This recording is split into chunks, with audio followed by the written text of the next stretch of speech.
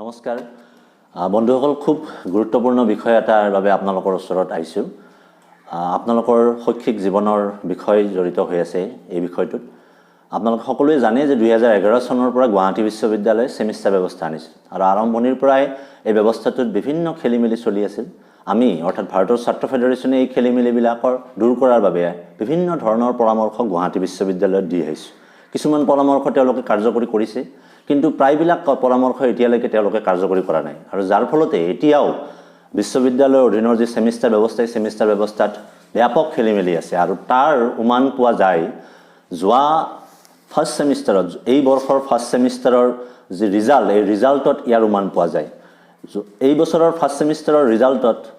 তিনিটা ষ্ট্ৰীমত যদি আমি চাওঁ তেন্তে জেনাৰেল কোৰ্সত ছাত্ৰ ছাত্ৰীয়ে দিছিল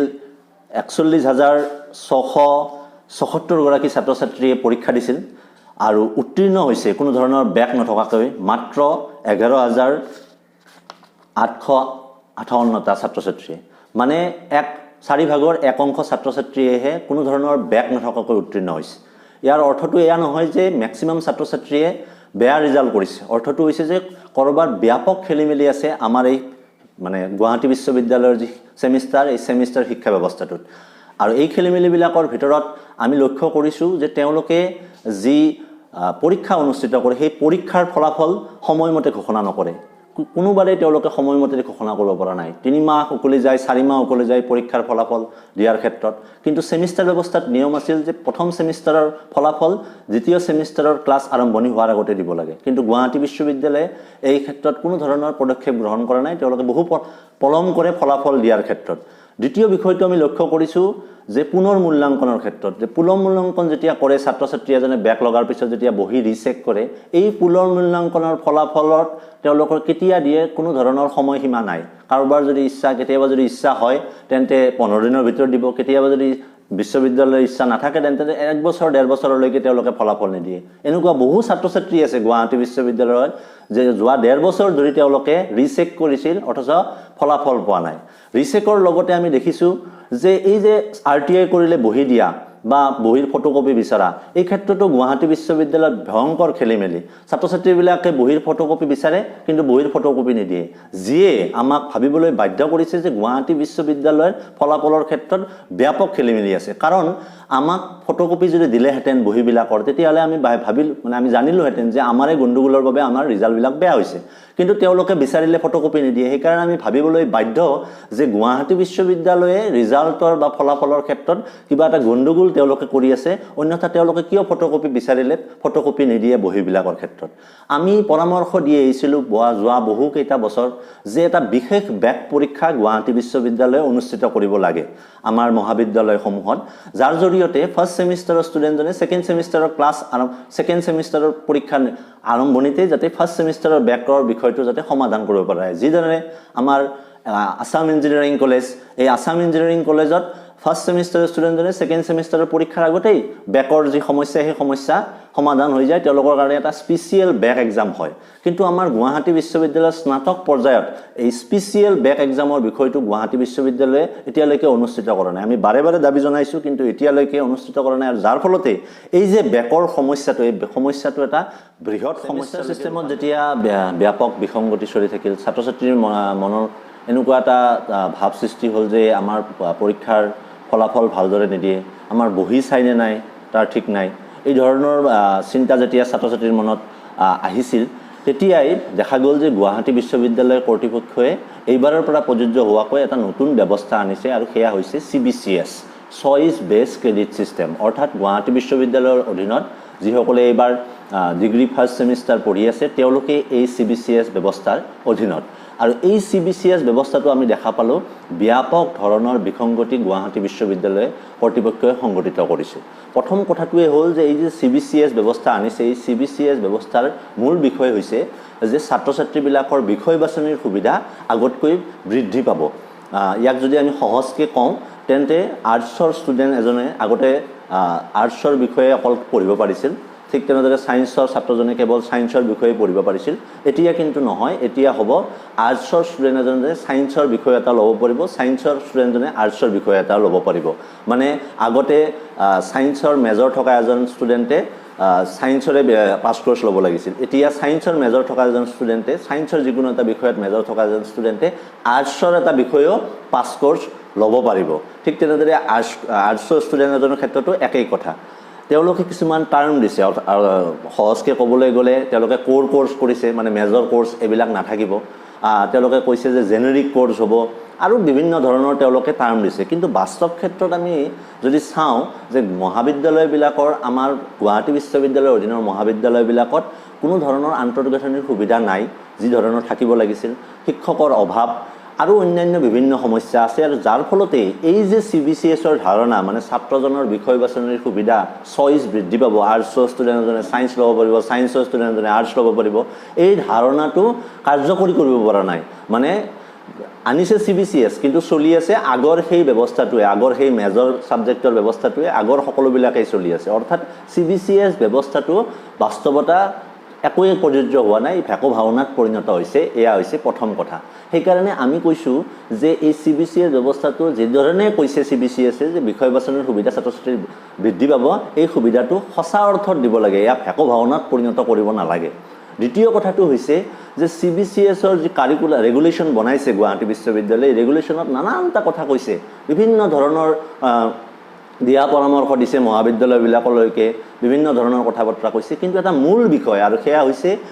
ছাত্ৰ ছাত্ৰীৰ পৰীক্ষা অনুষ্ঠিত কৰি পৰীক্ষাৰ ফলাফল দিয়া সম্পৰ্কে ঘোষণা গুৱাহাটী বিশ্ববিদ্যালয়ে CBCSৰ ৰেগুলেশ্যনত কোনো এই ধৰণৰ ঘোষণা কৰা নাই যে কেতিয়া ছাত্ৰ ছাত্ৰীবিলাকৰ ফলাফল দিব অৰ্থাৎ লিখিতভাৱে তেওঁলোকে ঘোষণা কৰিছে যে আমি কেতিয়া ফলাফল দিওঁ তাৰ কোনো ঠিক নাই আমি লিখিতভাৱে এয়া ঘোষণা কৰিলোঁ তো কথাটো হ'ল যে যোৱা সময়ছোৱাত আমি দেখিছোঁ যে ফলাফলৰ দিয়াৰ ক্ষেত্ৰত ব্যাপক খেলিমেলি কেতিয়া দিয়ে একো ঠিক নাই এতিয়া তেওঁলোকে লিখিতভাৱে ঘোষণা কৰিছে আমি কেতিয়া দিওঁ একো কোনো ধৰণৰ ঠিক নাই সেইকাৰণে আমি ভাৰতৰ ছাত্ৰ ফেডাৰেশ্যনে কৈছোঁ যে 45 দিনৰ ভিতৰত ফলাফল দিয়াৰ ব্যৱস্থা কৰিব লাগে আৰু এই কথাটো ৰেগুলেশ্যনত সন্নিৱিষ্ট কৰিব লাগে যাতে ছাত্ৰ ছাত্ৰীসকলে এনচিয়ৰ হ'ব পাৰে যে আমি কেতিয়া ফলাফল পাম তৃতীয় কথাটো হৈছে যে তেওঁলোকে ৰিইভালুৱেশ্যনৰ ক্ষেত্ৰতো তেওঁলোকে এই ধৰণৰ খেলিমেলিবিলাক কৰিছে ৰিইভালুৱেশ্যনৰ ক্ষেত্ৰতো তেওঁলোকে কেতিয়া ৰিজাল্ট দিব কোনো কথা উল্লেখ কৰা নাই আমি কৈছোঁ যে ৰিইভালুৱেশ্যনৰ ৰিজাল্ট যেতিয়া ছাত্ৰ ছাত্ৰীজনে এপ্লাই কৰিব এপ্লাই কৰাৰ 45 দিনৰ ভিতৰত ৰিইভালুৱেশ্যনৰ ৰিজাল্ট দিব লাগে চতুৰ্থ আৰু যেটো আটাইতকৈ ডাঙৰ সমস্যা হৈছে গুৱাহাটী বিশ্ববিদ্যালয়ৰ অধীনত সেয়া হৈছে যি গ্ৰেডিং ব্যৱস্থা এই CBCSৰ অধীনত আনিছে এই গ্ৰেডিং ব্যৱস্থাৰ খেলিমেলি এই গ্ৰেডিঙৰ এনেকুৱা ধৰণৰ খেলিমেলি সংঘটিত কৰিছে যাৰ ফলত এজন ছাত্ৰ ছাত্ৰীয়ে যদি 90 নম্বৰ পায় কোনোবা বিশেষ ক্ষেত্ৰত সেই ছাত্ৰ ছাত্ৰীজনৰ মাৰ্ক কমি আহি 70 হৈ যাব পাৰে বা কমি আহি 60 হৈ যাব পাৰে আৰু এই গ্ৰেডিং সম্পৰ্কে সকলোখিনি জানাৰ বাবে আমি চাওঁ এই ভিডিঅ'টো এইখন হৈছে গুৱাহাটী বিশ্ববিদ্যালয়ে এইবাৰ আনা গ্ৰেডিং ব্যৱস্থাৰ যি ফৰ্মুলা এই ফৰ্মুলাবিলাক ইয়াতে এই ফৰ্মুলাবিলাকৰ বিপৰীতে আপোনালোকে দেখা পাইছে যে নিউমেৰিকেল গ্ৰেড আছে তো এই ফৰ্মুলা যিটো গ্ৰেডৰ বিপৰীতে মিলে সেইটোৱে হ'ব ছাত্ৰ বা ছাত্ৰীজনৰ গ্ৰেড এতিয়া বিষয়টো হৈছে যে এই ফৰ্মুলাবিলাকত থকা x bar মানে হৈছে mean of average marks of all student appeared in the paper আৰু sigma মানে হৈছে ইয়াৰ standard deviation আৰু m মানে হৈছে percentage of marks obtained by the student এতিয়া আমি যদি ধাৰণা কৰোঁ বা আমি যদি ধৰি লওঁ যে গুৱাহাটী বিশ্ববিদ্যালয়ৰ পৰা 10 জন ছাত্ৰ ছাত্ৰীয়ে পৰীক্ষা দিছিল আৰু এই পৰীক্ষা দিয়া 10 জন ছাত্ৰ ছাত্ৰীৰ 6 জনে পাইছে 90 নম্বৰ 2 জনে পাইছে 50 নম্বৰ আৰু 2 জনে পাইছে 10 নম্বৰ এতিয়া এই 10 জন ছাত্ৰ ছাত্ৰীৰ নম্বৰৰ ভিত্তিত আমি যদি x bar মানে mean of average of marks of all student appeared in the paper এটো যদি উলিয়াও তেন্তে এইটো হয় 66 ঠিক তেনেদৰে আমি এই 10 জন ছাত্ৰ ছাত্ৰীৰ ক্ষেত্ৰত যদি সিগমা উলিয়াও তেতিয়াহ'লে সেইটো হয় 32 ঠিক তেনেদৰে এম, যেতিয়া আমি যদি এম লওঁ, যিকোনো এজন ষ্টুডেণ্টৰ মাৰ্ক যদি লওঁ, ধৰি লওঁ আমি 90 পোৱা ষ্টুডেণ্টজনৰ, তেতিয়াহ'লে এম হ'ব 90। এতিয়া এই এম, এক্স আৰু ছিগমাৰ ভেলুটো এই ফৰ্মুলাখনত যদি আমি বহাই দিওঁ, এই ফৰ্মুলাকেইটাত, তেতিয়াহ'লে যিটো ফৰ্মুলাত মিলে সেইটোৱে হ'ব তাৰ গ্ৰেড। এতিয়া 90 পোৱা ছাত্ৰ ছাত্ৰীজনৰ যদি আমি বহাওঁ এই ছিগমা এক্স আৰু এমৰ ভেলুটো, তেন্তে এই গ্ৰেডিং পদ্ধতিত আমাৰ যিটো 6 নম্বৰ গ্ৰেড থকা যিটো ফৰ্মুলা, অৰ্থাৎ x bar less than equal to m less than x bar plus sigma, এই ফৰ্মুলাটোত বহে। অৰ্থাৎ 90 পোৱা ছাত্ৰ ছাত্ৰীজনৰ গ্ৰেড হ'ব 6। আৰু এয়া কিদৰে ভয়ংকৰ আপোনালোকে নিশ্চয় গম পাইছে। 90 পোৱা ষ্টুডেণ্টজনৰ গ্ৰেড 6লৈকে নামি আহিছে। গুৱাহাটী বিশ্ববিদ্যালয়ৰ অধীনৰ CBCS ব্যৱস্থাৰ 5 নম্বৰ বিষয়গতিটো হৈছে যে এই CBCS ব্যৱস্থাত 75% ক্লাছ এটেণ্ডেঞ্চ কম্পালচৰি কৰিছে। আৰু দ্বিতীয় কথাটো হৈছে এই ক্লাছ এটেণ্ডেঞ্চৰ ভিত্তিত তেওঁলোকে 4 মাৰ্ক দিয়াৰ কথা কৈছে। আমি ইয়াৰ তীব্ৰ বিৰোধিতা কৰিছোঁ, কাৰণ ছেমিষ্টাৰ ব্যৱস্থাত নিয়ম আছিল যে 90 দিনৰ পৰা 120 দিন ক্লাছ হ'ব লাগে। আমাৰ গুৱাহাটী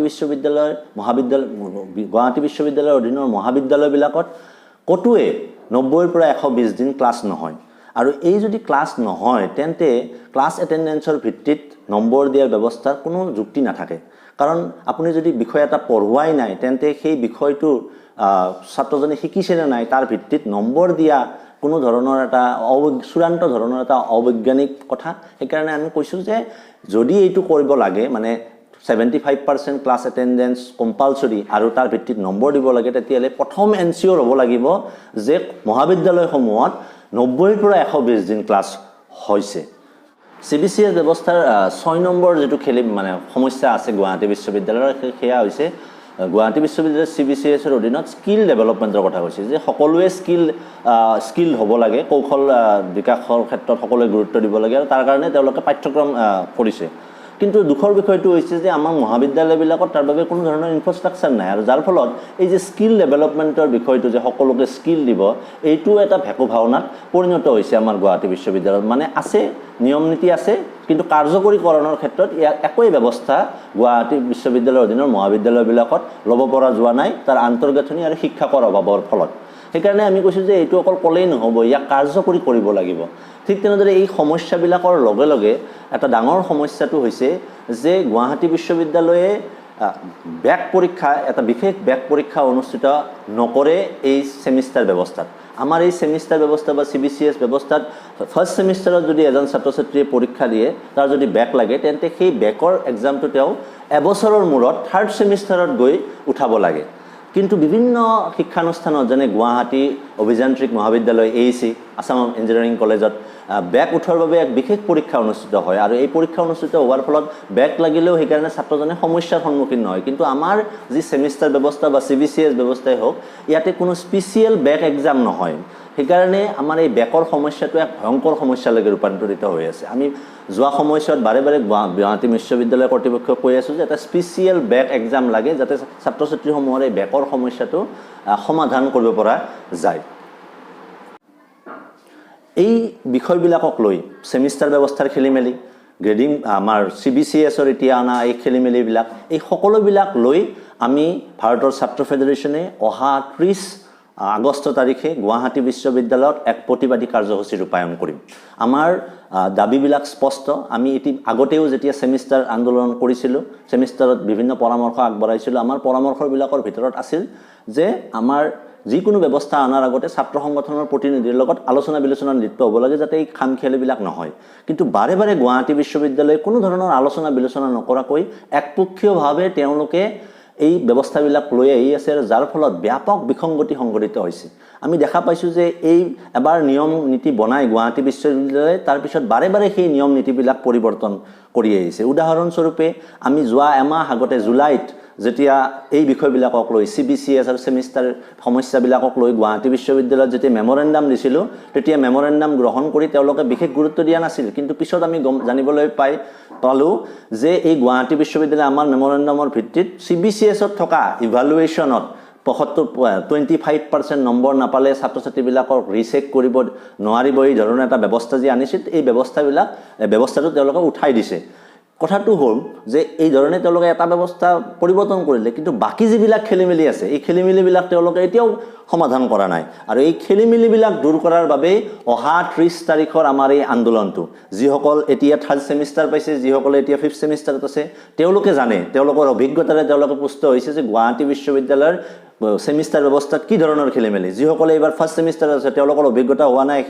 সেইবাবে তেওঁলোকে হয়তো জ্ঞাত নহয়, কিন্তু তেওঁলোকে জানা প্ৰয়োজন যে এই যিবিলাক হৈ আছে, আমি ক'লোঁ ইয়াতে যিবিলাক ঘটনা, এই ঘটনাৱলীবিলাকে, এই সমস্যাবিলাকে তেওঁলোকৰ আগন্তুক জীৱন ধ্বংস কৰি দিব পাৰে। আৰু সেইকাৰণে এই বিষয়বিলাকক লৈ তেওঁলোকে এতিয়াৰ পৰাই সজাগ হোৱা উচিত। আমাৰ যি এই ভিডিঅ'টো আছে, এই ভিডিঅ'টো তেওঁলোকৰ লগ